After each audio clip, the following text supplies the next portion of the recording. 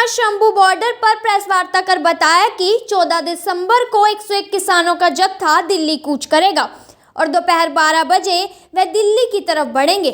इस दौरान किसानों ने जगजीत सिंह डल्लेवाल की सेहत पर चिंता जताई और डीसी अंबाला द्वारा डीसी संगरूर को पत्र लिखने पर षड्यंत्र की आशंका भी जताई। किसानों ने इस दौरान सरकार द्वारा वार्ता न करने का मुद्दा उठाया। वहीं सांसद रामचंद्र जांगड़ा के बयान पर भी निंदा प्रकट की। किसानों ने कहा, यह मुद्दा इतनी देरी से क्यों उठाया गया? सरकार उनकी है, पुलिस व प्रशासन उनका है, इसकी जांच क्यों नहीं करवाई? रामचंद्र जांगड़ा को इस बयान पर माफी मांगनी चाहिए। उन्होंने रामचंद्र जांगड़ा को पार्टी से निकालने की मांग भी रखी। सुप्रीम कोर्ट में चल रहे मामले पर बोलते हुए किसान नेता सरवन सिंह पंथेर ने कहा, सरकार को बातचीत करने और बल न प्रयोग करने के लिए कहा गया है। अब देखते हैं कि सरकार कितनी बात सुप्रीम कोर्ट की मानती है। आंदोलन को चलते हुए 306 दिन हो गए और जो खनौरी पर सरदार जगजीत सिंह डल्लेवाल जी का अमर अनशन चल रहा है उसको 18वां दिन हो गया और हमारा जो कल जत्था शंभू मोर्चे से ठीक कल 12 बजे यहाँ से कूच करेगा। उनका नेतृत्व जसविंदर सिंह जी लौंगोवाल, मलकी सिंह जी गुलामी वाला और अन्य साथी हमारे जो स्टेट के हैं वो करेंगे। और देखिए, जिस तरह से सरदार जगजीत सिंह डल्लेवाल जी की सेहत का समाचार प्राप्त हो रहा, बड़ी क्रिटिकल पोजीशन में है वह। पूरा देश इस बात से चिंतित है और पर मोदी सरकार हमारे खिलाफ प्रचार प्रोपोगंडा करने में जुटी हुई है। अंबाला डीसी चिट्ठी लिखते संगरूर डीसी को भी उनकी सेहत की चिंता है हमें। इसके पीछे षड्यंत्र भी हो सकता है कि अंदर क्या कुछ बन रहा, क्या कोई योजना बन रही है। और जो हमने कल भी कहा था, डिजिटल इमरजेंसी लगाने की तैयारी हो रही है। हम आपके माध्यम से फिर बोलना चाहेंगे सबको, अगर डिजिटल इमरजेंसी लग जाए, हमारे पेज और मीडिया को दूर धकेल दिया जाए हमसे, सोच लेना मोर्चों के ऊपर सरकार हमलावर रुख अपना रही है।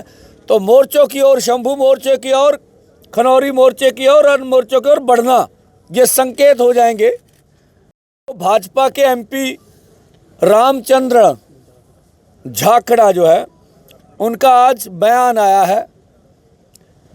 तो जो मैं बोल रहा था, दुष्प्रचार में सरकार जुटी हुई है। अब जहां आंदोलन चला गया, जिस तरह से हमारा 100 आदमी, 101 आदमी इधर बैरिकेडिंग की ओर बढ़ रहा है, जहां उन्होंने बैरिकेडिंग और पक्की कर ली है, एंगल्स वगैरह लगा दिए हैं। लगातार हम देखते हैं बिल्डिंग सेट चलता ही रहता है। बेशक ये देश के लोगों को लगे कि आप बैरिकेडिंग पार नहीं कर पा रहे, और हम ये भी मानते भी जिस तरह का उधर से अर्धसैनिक फोर्स लगे हुए हैं, जिस तरह से वो गैसें हमारे किसानों के ऊपर मार रहे हैं, हंजू गैस और अन्य हथियारों का इस्तेमाल करते हैं, 101 आदमी की समर्था नहीं है वो आगे बढ़ जाए। लेकिन बात इससे बड़ी बात है, हमारा 100 का जत्था आगे बढ़ता है और सरकार का तशद्दुद सहता है, ऐसा हमने देखा।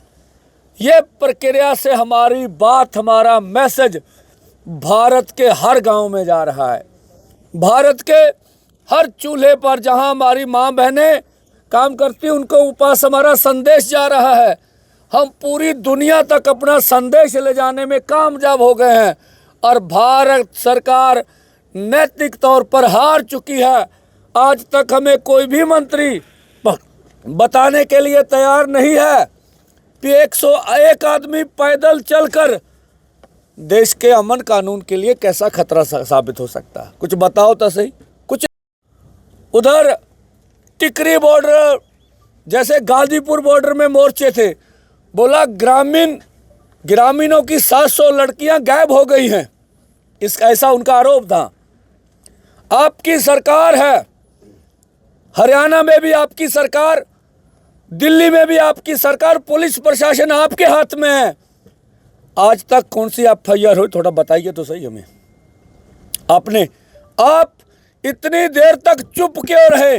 आज आप क्यों बोले हैं? आपकी टाइमिंग, जब मोर्चा पूरी दुनिया में अपना मैसेज कन्वे कर रहा है, पिकअप पे जा रहा, आज आपने क्यों बयान दिया? आप क्यों हरियाणा की माओ बहनों के इज्जत उछाल रहे हैं? अगर आपके पास कुछ तथ्य हैं, देश के सामने रखिए। आपके पास ईडी है, सीबीआई है, सारी एजेंसियां आपके पास है, आप उसकी जांच कीजिए अगर ऐसा हुआ है। नहीं तो उन्हें बयान पर माफी मांगनी चाहिए। दूसरा, जेपी नड्डा जी जो भाजपा के प्रधान है पार्टी के, हम कहते हैं ये आपका एमपी है, इसकी मेंबरशिप खारिज होनी चाहिए, इसको पार्टी से बाहर निकालना चाहिए।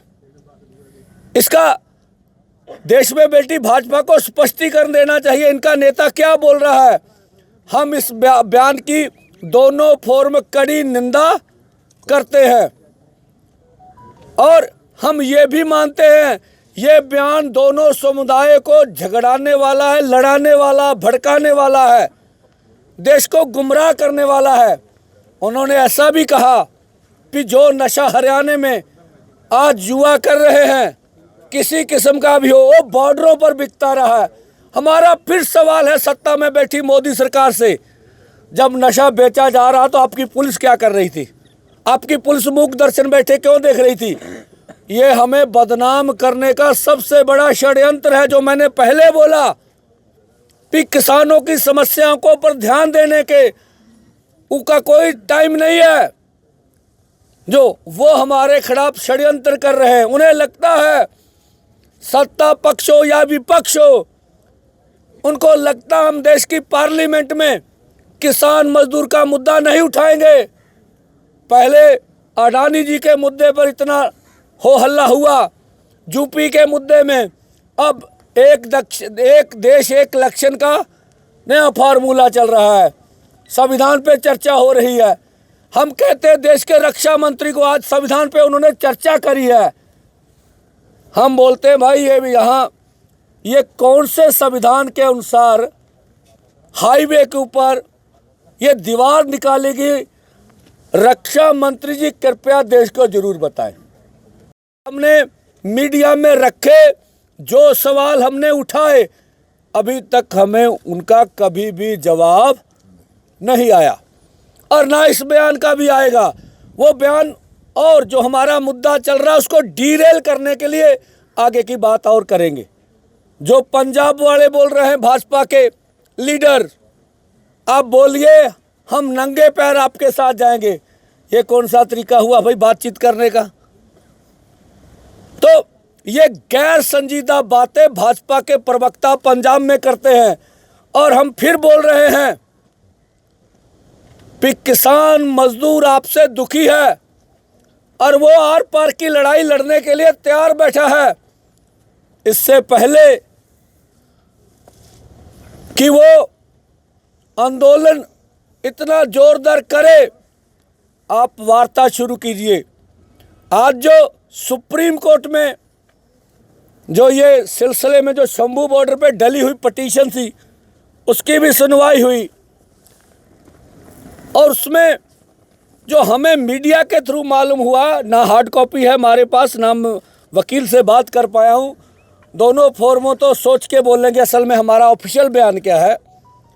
पहली प्रतिक्रिया है और सबसे अच्छी कि सरकार किसान नेताओं से सीधी बातचीत शुरू करे। उन्होंने ये भी हमने मीडिया के थ्रू सुना भी बल प्रयोग ना करें। अब देखेंगे जो टिप्पणियां बाहर निकल के आई हैं, ये क्या उसके ऊपर रिएक्शन करते हैं।